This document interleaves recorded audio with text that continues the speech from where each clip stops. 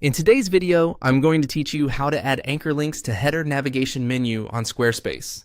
If you want visitors to click a menu item in your header and jump directly to a specific section on the page, Squarespace makes that possible with anchor links.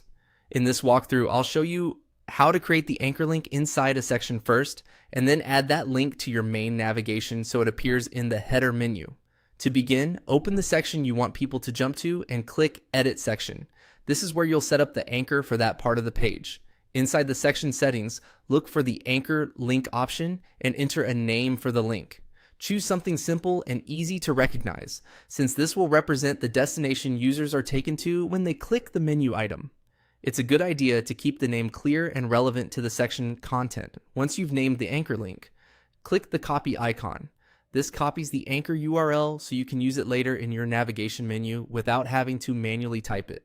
That helps avoid mistakes and ensures the link points to the exact section you just configured. After copying the link, click Save to apply the section changes. Then click Exit to leave the editor.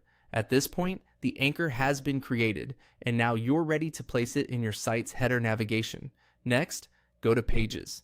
In the main navigation area, click the plus icon to add a new item. From the available options, choose Link. This allows you to create a custom navigation item that points directly to the anchor URL you copied earlier. Now, type the link title. This is the text your visitors will see in the header menu, so make it short and descriptive. For example, it should clearly reflect the section they'll be jumping to.